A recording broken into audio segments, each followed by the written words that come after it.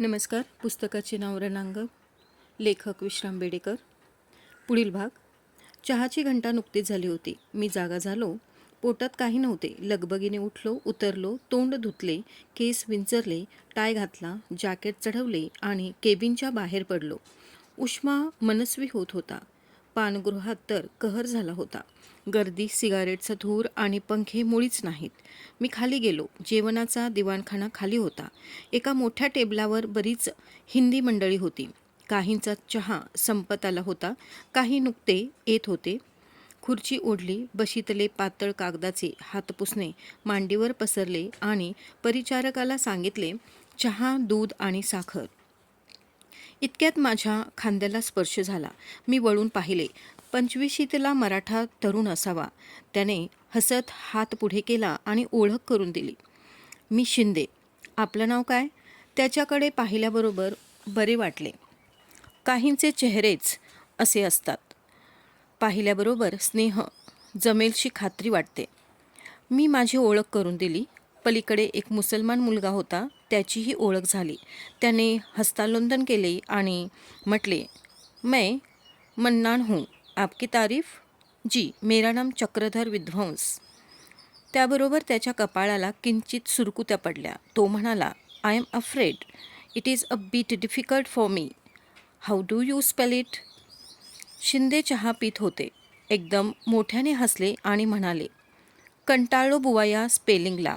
I hope you are not a German too. मघाशी डेकवर उभा होतो एक जर्मन शेजारी होता. त्याला इंग्रजी शिकायचे आहे. जीवापाड धडपड चालली आहे त्याची. त्याच्याशी बोलणं म्हणजे मरण. काही बोललं म्हणजे म्हणतो, काय म्हणालात? त्याचं स्पेलिंग काय? अर्थ काय? मी ब्रेड कापित होतो. चाकूवर लोणी घेतले आणि ब्रेडवर पसरीत म्हटले, I am glad you don't like Germans.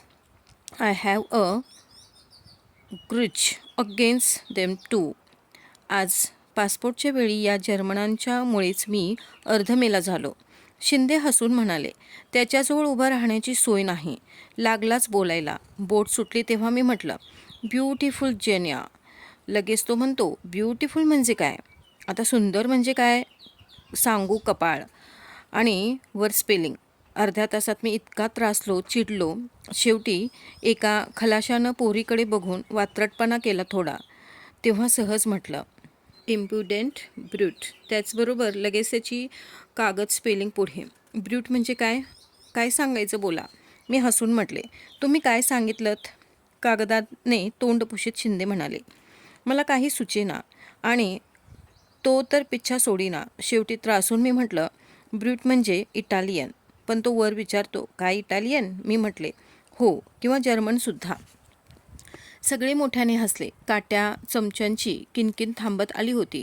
चहा संपवून आम्ही उठलो. माझ्या मनात जर्मनांची विचार चालू होते. पानगृह, सगळी गजबज, नव्या ओळखी, टेबलांपाशी थवे, हिंदू, मुसलमान, काळे गोरे सगळे मिळून मिसळून बसलेले. हस्तांदोलने, हसणे, बोलणे, वादविवाद, सगळ्यांचा गोंधळ चालू होता. कुठे बीरचे ग्लास, कुठे बुद्धिबळे, ड्राफ्ट्स किंवा पत्ते. 11 दिवसांची वस्ती बोटीवर. कल्पनेत मी नेहमी सुंदर वाटते, पण सौंदर्याला एक मोठा शाप असतो. बहुधा त्याचा कंटाळा येतो. या कंटाळ्यातून वाचायचे एवढीच प्रत्येकाची धडपड. मी काउंटरजवळ गेलो. स्टुअर्टला सिगरेट मागितली. डबा घेतला. पैशाऐवजी पावतीवर माझी सही करून दिली. गर्दीतून वाट काढली. कोपऱ्यात एक टेबल होते. तिथे वाऱ्याशी बसावे म्हणून गेलो. बसलो. सिगारेट पेटवली आणि चहूकडे नजर टाकली.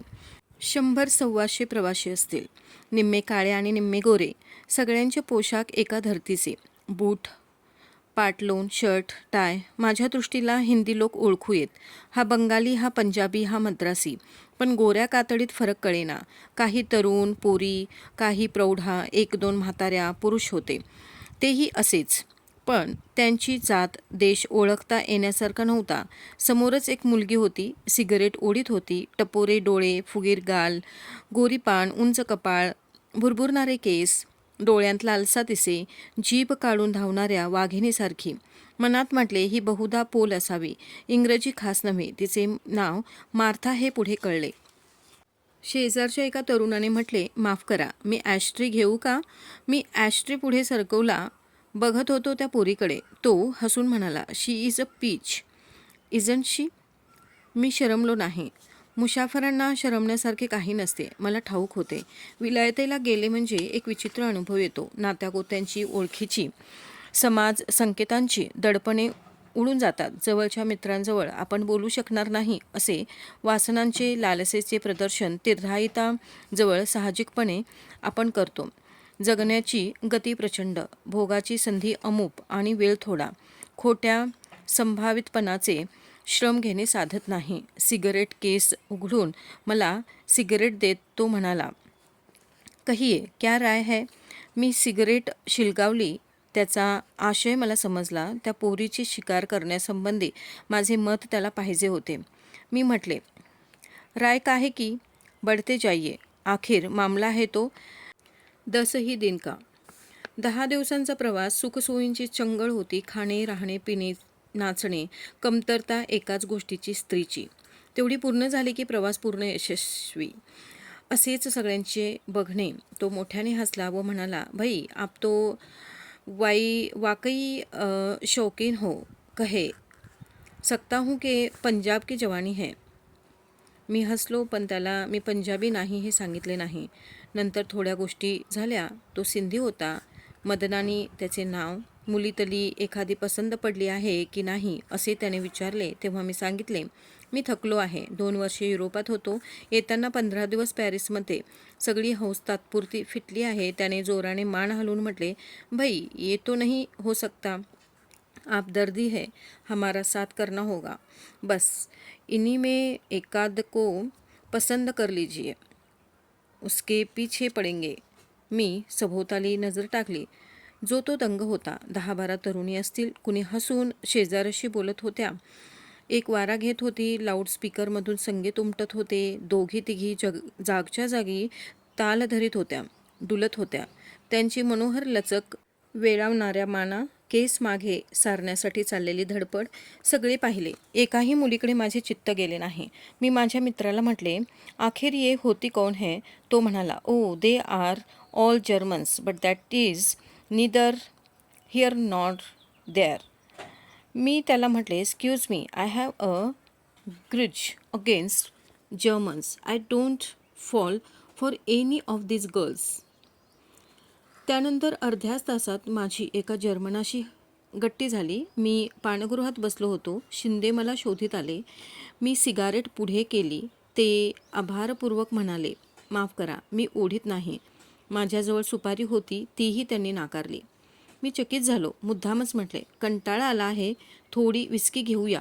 ते हसून म्हणाले, आजारी असलो तरच दारू घेतो. मी थक्क झालो. आश्चर्य लपवण्याचा प्रयत्न केला आणि म्हटले, म्हणजे विलायती पोरीशिवाय तुम्ही कशात नाही म्हणता? त्यावर मोठ्याने हसून ते म्हणाले, विध्वंस, मी डॉक्टर आहे. साध्या हिंदी मनाला वाटणारं गोऱ्या कातडीचं आकर्षण मला शिल्लक उरलेलं नाही. गृहस्थ खोटे बोलत नव्हता. खोटे बोलण्याची गरज नव्हती तिथे. महाराष्ट्रीयन मुलांची ही गंमत इंग्लंडमध्ये मी बरीच पाहिली आहे. का कुणास कळे, त्यांच्या हातून अनाचार बराच कमी होतो. माझ्यासारखा एखादाच असेल. माझ्याजवळ पैसा होता, रसिकता होती. रसिकतेचा शेवट स्त्रीपूजेत होतो. माझ्या रसिकतेचा कळस तसाच होई. शिवाय मी इंग्लंडला गेलो तो अशा मनस्थितीत. पण ते असो. शिंदे खुशीत होते. मी म्हटले, आश्चर्य आहे, तुम्हाला कसली चटक नाही. गुणांची गळचेपी करणारं इथलं वातावरण, तेही तुम्हाला वेडं करू शकत नाही आणि वर खुशीत आहात. I envy you. टेबलावर हात ठेवून ते वाकले. म्हणाले, विध्वंस, I have made a friend. I am very happy. तुमची ओळख करून देऊ? चला. मी विचारले, पण आहे कोण? जर्मन. शिंदे म्हणाले. मी मुद्दामच भुवया वर चढवल्या आणि म्हटले, पण शिंदे, तुमच्या आमच्या स्नेहात एकच गोष्ट होती, जर्मनांचा तिटकारा. आणि आता? त्यांनी माझा हात धरला, ओढला आणि म्हटले, अहो, त्याला इंग्रजी शिकायचा तिटकारा आहे. जर्मनशिवाय दुसरं काही नको. बघा तर. त्याचा हात धरून मी स्मोकिंग रूमच्या बाहेर पडलो. बाहेर लिहिण्याची टेबले ठेवली होती. त्यावर 2 पोरी पत्रे लिहित होत्या. भिंतीशी आरामखुर्च्या होत्या. त्यावर एक दोघे डुलक्या घेत होते. पलीकडे जिने होते. प्रवासी खालीवर जात होते. डाव्या हाताला मोठी खिडकी होती. खिडकी कसली? दारस्ते, भक्कम लोखंडी कवाडे ती उघडून भिंतींना अडकवली होती. बाहेर भूमध्य समुद्र, बोटीने कापलेले पाणी उडे, त्याचा सुंदर फेस उसळे. तुषार अंगावर येत. दाराला आडव्या गजांचा कठडा होता. शेजारी एक तरुणी बसली होती. कृश, मळका पोशाख, पिंजरलेले केस, वेश गरिबीचा. कठड्यावर एक मूल चढत होते. त्याचा निषेध करीत, त्याला खाली ओढीत ती हैराण झाल्यासारखी दिसत होती. शिंद्यांनी हाक मारली, लुई, पण त्या बालकाने वळून पाहिले नाही.